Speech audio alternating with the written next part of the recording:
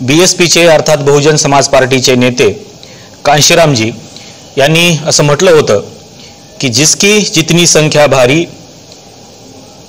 उसकी उतनी हिस्सेदारी।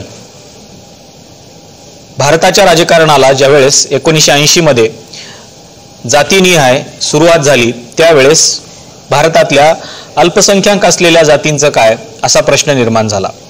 कारण बहुसंख्याक असलेल्या जाती या सत्तेमध्ये येतात आणि जातीय राजकारण करून ते इतर ज्या काही अल्पसंख्याक जाती आहेत त्यांना बाजूला सारतात। डॉक्टर बाबासाहेब आंबेडकरांचंही म्हणणं असं होतं की जर जातीनिहाय राजकारणाला सुरुवात झाली तर अल्पसंख्याकाची इथे गळचेपी होईल, म्हणजे जे काही अल्पसंख्याक जाती आहेत किंवा अल्पसंख्याक समूह आहेत त्यांची गळचेपी होईल आणि म्हणून अल्पसंख्याकाची गळचेपी होता कामा नये। जर अल्पसंख्याकाची गळचेपी झाली तर लोकशाही धोक्यामध्ये येते असं डॉक्टर बाबासाहेब आंबेडकरांचं म्हणणं होतं। आणि ज्या देशामध्ये अल्पसंख्याकाची गळचेपी होते त्या देशामध्ये लोकशाहीला काहीही अर्थ उरत नाही।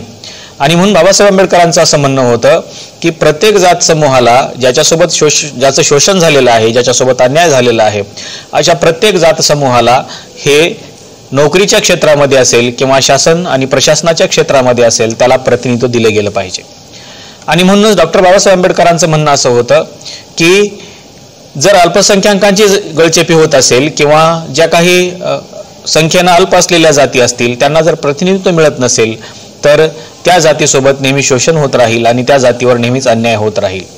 आणि म्हणून बाबासाहेब आंबेडकरांनी एक पर्याय असाही सांगितला होता की जर तुम्हाला असं वाटत असेल की अल्पसंख्याकाची गळचेपी होऊ नये किंवा ज्या जाती संख्येनं कमी आहेत, ज्यांची लोकसंख्या कमी आहे त्यांच्यासोबत अन्याय होऊ नये असं जर वाटत असेल तर तुम्हाला इथं जातीचा अंत करावा लागेल। आणि म्हणूनच ॲनिहिलेशन ऑफ कास्ट मध्ये देखील डॉक्टर बाबासाहेब आंबेडकरांनी असं सांगितलं की जोपर्यंत जाती संपत नाहीत तोपर्यंत अल्पसंख्याक असलेल्या जातींना किंवा ज्या जातीसोबत शोषण झालेलं आहे किंवा बहुसंख्याकांनी ज्या लोकांवरती अन्याय केलेला आहे त्यांना तुम्हाला प्रतिनिधित्व द्यावं लागेल, त्यांना तुम्हाला समान संधीचं तत्व अवलंबावं लागेल। आणि म्हणूनच जातीनिहाय जनगणना ही महत्त्वाची ठरते। आणि म्हणून कांशीरामजींनी देखील असं म्हटलेलं होतं की ज्याची संख्या जितकी असेल त्यांना तितकं प्रतिनिधित्व शासन आणि प्रशासनामध्ये मिळणं गरजेचं आहे। आणि म्हणूनच जातीय निहाय जनगणना ही सगळ्यात महत्त्वाची गोष्ट आहे असं आज आपल्याला दिसतं आहे। नुकतंच बिहारच्या सरकारनं जातीनिहाय जनगणनेचे आकडे जाहीर केलेले आहेत आणि या आकडेवारीवरती सध्या देशभरामध्ये चर्चा सुरू आहे। का चर्चा सुरू आहे? कारण राजकारणाची समीकरणं बदलतील, ज्या जातींना प्रतिनिधित्व मिळालं नाही आतापर्यंत त्या जातींना प्रतिनिधित्व दिलं जाईल। आणि म्हणून जातीनिहाय जनगणनेचे आकडे आहेत जे हे आकडे अतिशय महत्त्वाचे आहेत असं देखील आपल्याला दिसतंय। पण याच्यामुळे नेमकं काय होईल? काँग्रेसचा फायदा होईल का बीजेपीचा फायदा होईल का इतर कुठल्या पक्षाचा फायदा होईल याच्यावरती आपण या व्हिडिओमध्ये चर्चा करणार नाही। पण आपल्याला याची चर्चा करायची आहे की जातीनिहाय जनगणना जी आहे याचे बिहारचे नेमके आकडे काय सांगतायत आणि मग याच्यावरती नेमकी जोरदार चर्चा का सुरू आहे।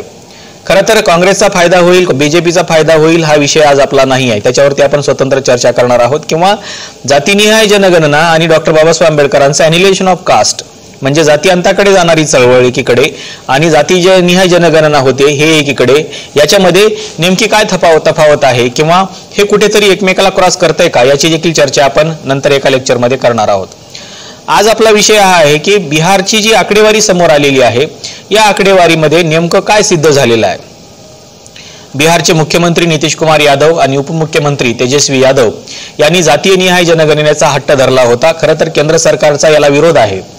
केंद्र सरकारला अशी अपेक्षा नाही की जातीनिहाय जनगणना व्हावी असं केंद्र सरकारला वाटत नाही, पण बिहारच्या सरकारने मात्र जातीनिहाय जनगणना केली।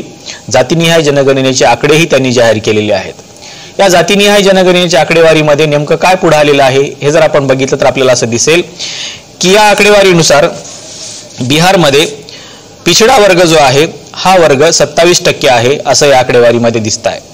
त्याचबरोबर अत्यंत पिछडा वर्ग म्हणजे अत्यंत मागास असलेला वर्ग जो आहे तो 36% आहे। अनुसूचित जातीची संख्या ही 19%च्या आसपास आहे किंवा 19.50%च्या पुढे आहे। अनुसूचित जनजाती जे आहेत, ज्याला आदिवासी समूह असं आपण म्हणतो, त्यांची संख्या जवळपास 1.5% आहे.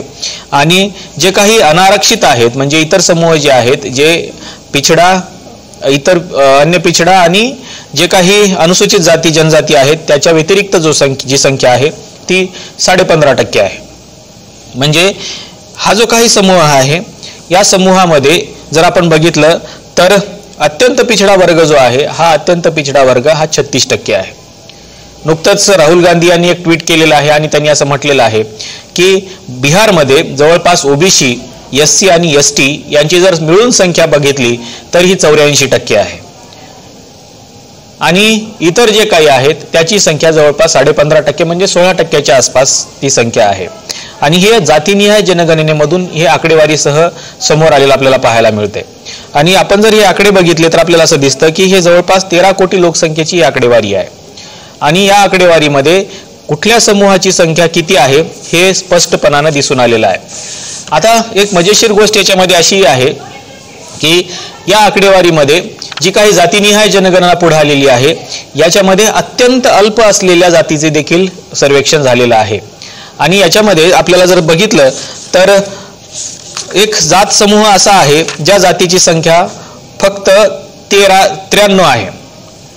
मग एक जात कुठली आहे तर जदुपतिया नावाची एक जात आहे. या जातीची संख्या संपूर्ण बिहारमध्ये फक्त 93 लोक या जातीचे आहेत.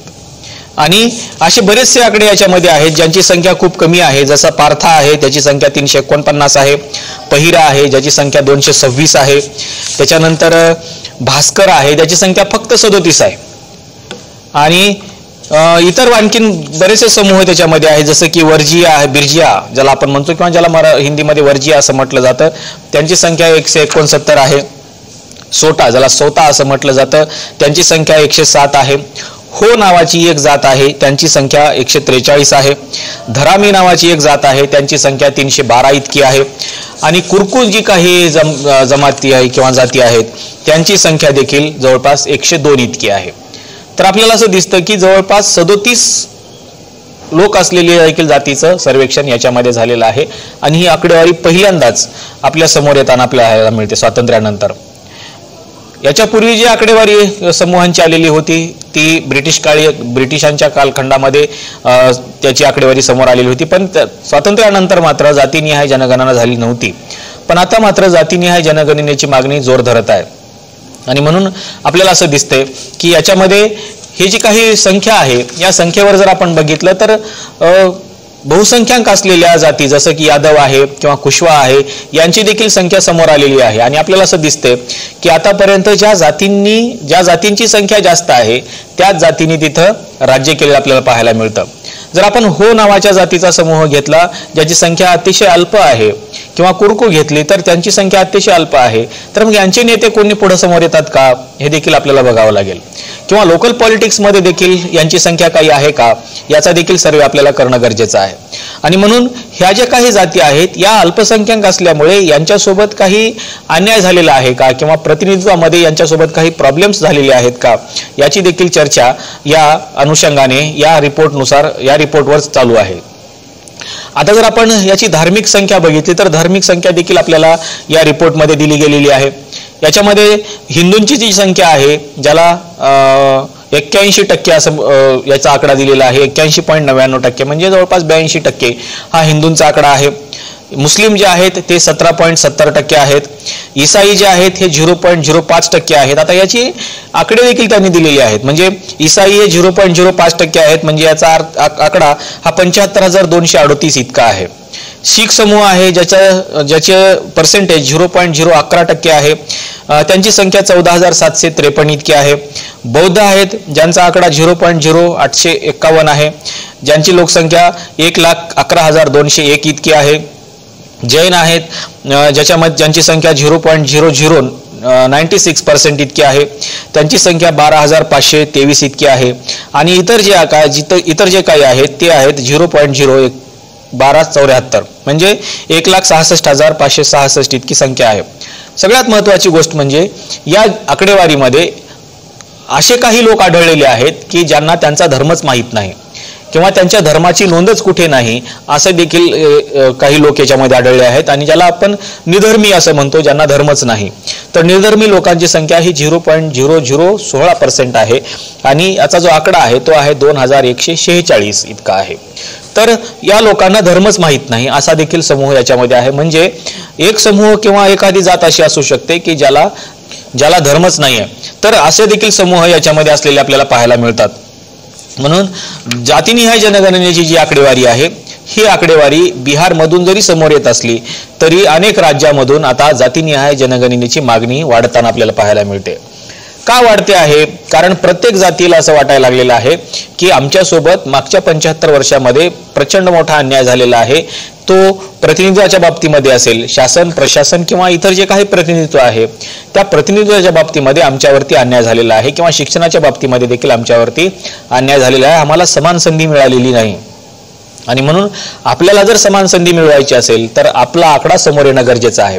कारण मागे एका भाषणामध्ये राहुल गांधी असं म्हणाले होते की सचिवालयामध्ये जे 90 अधिकारी आहेत त्यामध्ये फक्त 3 अधिकारी हे ओबीसी आहेत. अर्थातच जर देशामध्ये ओबीसीला 27% आरक्षण असेल तर तिथल्या सचिवालयामध्ये देखील ओबीसीचे 27% प्रतिनिधित्व असणं गरजेचं आहे. त्या 90 अधिकाऱ्यामध्ये जर शेड्यूल कास्टला देशामध्ये 13% आणि केंद्र सरकारमध्ये 19% आरक्षण असेल तर त्यांचं तेवढं प्रतिनिधित्व तिथं असणं गरजेचं आहे. आणि म्हणून जातीनिहाय जनगणना ही सगळ्यात महत्त्वाची ठरते, कारण तेवढं प्रतिनिधित्व त्यांचं आपल्याला पाहायला मिळत नाही. म्हणून कुठल्या तरी एखाद्या जातीने या सर्व जागा किंवा प्रतिनिधित्वाच्या जागा ह्या स्वतःच्या मुठीमध्ये ठेवलेल्या आहेत का, हे मात्र या आकडेवारीवरून समोर आलेलं आपल्याला दिसेल. आणि म्हणून जातीनिहाय जनगणना करून ज्यावेळेस आपण प्रतिनिधित्वाची आकडेवारी काढू त्यावेळेस असं दिसेल की कुठल्या जातीचं प्रतिनिधित्व हे कुठे किती % आहे. आणि जर तिथं त्यांच्यावरती अन्याय झाला असेल तर त्यांच्यासाठी तुम्हाला परत समान संधीचं तत्व अवलंबावं लागेल आणि लोकांना तिथं त्यांना समान संधी द्यावी लागेल. आता प्रश्न असा आहे की जर OBC plus SC plus ST यांची संख्या जर 84% असेल तर देशाच्या शासन आणि प्रशासनामध्ये प्रतिनिधित्वाच्या बाबतीमध्ये या लोकांचं पर्सेंटेज देखील 84% असलं पाहिजे. पण तेवढं असलेलं आपल्याला पाहायला मिळत नाही. तुम्ही जर आजच्या मंत्रालयामधल्या मंत्र्यांची संख्या काढली, सचिवालयामधल्या सचिवांची संख्या काढली, किंवा स्टेट गव्हर्नमेंटमध्ये असलेले मंत्री किंवा इथले जे काही लोकप्रतिनिधी आहेत त्यांची संख्या काढली तर एवढं पर्सेंटेज आपल्याला दिसत नाही. आणि म्हणून कुठेतरी एखाद्या मोठ्या समूहाने, जात समूहाने छोट्या जात समूहावरती आतापर्यंत अन्याय केला आहे का असं आपल्याला दिसतं. खरं तर जातीनिहाय राजकारण किंवा जातीनिहाय लोकप्रतिनिधित्वाची जी गोष्ट आहे ही असणं अतिशय वाईट आहे. म्हणूनच डॉक्टर बाबासाहेब आंबेडकरांनी सांगितलं होतं की आपल्याला ॲनिलेशन ऑफ कास्ट म्हणजे जातीअंत करावा लागेल, आणि जातीअंत करूनच आपल्या देशाचं शासन आणि प्रशासन चालवावं लागेल. पण दिवसेंदिवस जातीय राजकारणाचा मुद्दा समोर येतो आहे, आणि जातीय राजकारणाचा मुद्दा समोर येऊनही काही अल्पसंख्याक जाती आहेत ज्यांना प्रतिनिधित्व मिळत नाही, अशा समूहांना देखील तुम्हाला प्रतिनिधित्व देण्यासाठी जातीनिहाय जनगणनेची आवश्यकता आहे. आणि म्हणून बिहार राज्य सरकारने जी जातीनिहाय जनगणना केलेली आहे त्याच पार्श्वभूमीवरती अनेक राज्यामधून आता जातीनिहाय जनगणनेची मागणी वाढत आहे. खरं तर 2021 मध्ये आपली देशाची जनगणना होणं अपेक्षित होतं, पण ती झाली नाही. त्याच्या पाठीमागे कोरोनाचा वगैरे पॅन्डेमिकचा एखादं कारण आहे, पण त्याच्या पाठीमागे हेही कारण आहे की जातीनिहाय जनगणनेची मागणी जर वाढली तर मग काय, म्हणून देखील जनगणना थांबलेली आपल्याला पाहायला मिळते. पण येणाऱ्या काळामध्ये जातीनिहाय जनगणना करणं गरजेचं आहे. आणि कुठल्या जातीला आतापर्यंत किती प्रतिनिधित्व दिलं गेलेलं आहे, किंवा आणखीन काही जाती आहेत का की ज्यांच्यासोबत आतापर्यंत अन्याय झालेला आहे, ज्यांच्यासोबत शोषण झालेलं आहे, किंवा ज्यांचं प्रतिनिधित्वच पुढे येऊ दिलं गेलेलं नाही, त्या जातींचं प्रतिनिधित्व देखील आपल्याला पुढे आणावं लागेल. एक पर्याय बाबासाहेब आंबेडकर सांगतायत की पूर्णपणे ॲनिलेशन ऑफ कास्ट म्हणजे जातीचा अंत करा आणि सर्वांना समान संधीचं तत्व अवलंबा. किंवा जर जातीनिहाय राजकारण होत असेल किंवा जातीवरती अन्याय होत असेल तर मग मात्र तुम्हाला जातीनिहाय जनगणना करावी लागेल आणि त्यांना तेवढं प्रतिनिधित्व द्यावे लागेल. आणि म्हणूनच कांशीरामजींनी जो नारा दिलेला होता की जिसकी जितनी संख्या भारी उसकी उतनी हिस्सेदारी, म्हणजे शासन आणि प्रशासनामध्ये त्यांचा तेवढा वाटा असलाच पाहिजे, म्हणजे खऱ्या अर्थानं ते देशाचे नागरिक असतील.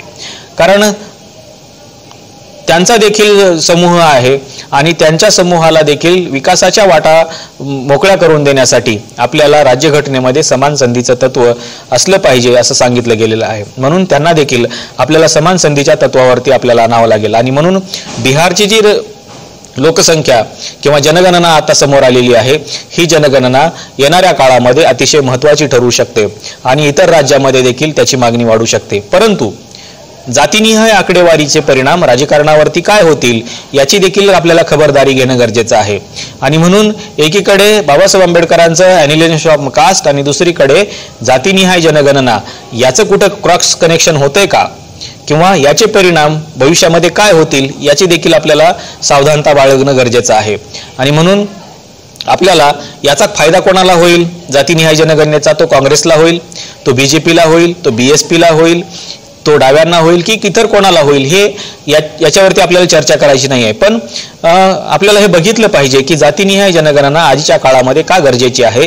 कारण आपल्याला असं दिसतंय की जाट समूह रिझर्वेशन मागतो आहे, महाराष्ट्रामध्ये मराठा समूह रिझर्वेशन मागतो आहे किंवा कुर्मी समूह आहे, कोरकू आहेत, असे बरेचसे जाती आहेत, पटेल आहेत, हे आरक्षण मागत आहेत जातीच्या आधारावरती. कारण त्यांना असं वाटतंय की आमच्यावरती अन्याय झालेला आहे, आमचं शोषण झालेलं आहे. आणि म्हणून हे आपल्याला तपासलं गेलं पाहिजे. जोपर्यंत आकडेवारी समोर येणार नाही तोपर्यंत याला व्यवस्थित आपल्याला तपासता येणार नाही की खरोखरच जाट समूहावरती अन्याय झालेला आहे का, पटेल समूहावरती अन्याय झालेला आहे का, किंवा महाराष्ट्रामध्ये मराठा समूहावरती अन्याय झालेला आहे का, किंवा त्यांचं प्रतिनिधित्व त्यांच्या लोकसंख्येच्या प्रमाणामध्ये नाही असं त्यांना वाटतंय. तर हे आपल्याला तपासलं गेलं पाहिजे आणि त्याच्यासाठी जातीनिहाय जनगणनेची आपल्याला गरज आहे. आणि म्हणून जातीनिहाय जनगणना येणाऱ्या काळामध्ये महाराष्ट्रामध्ये देखील होणं गरजेचं आहे. फक्त महाराष्ट्रातच नाही तर देशभरामध्ये जातीय निहाय जनगणना होणं गरजेचं आहे. कारण मागच्या 75 वर्षामध्ये या समूहाला वरती खरंच अन्याय झालेला आहे का किंवा यांचा प्रतिनिधित्व पुढे आलेलं नाही का, जर असं आढळून आलं तर त्यांना प्रतिनिधित्व देखील देणं गरजेचं आहे. आणि म्हणून जातीनिहाय जनगणना करणं अपेक्षित आहे.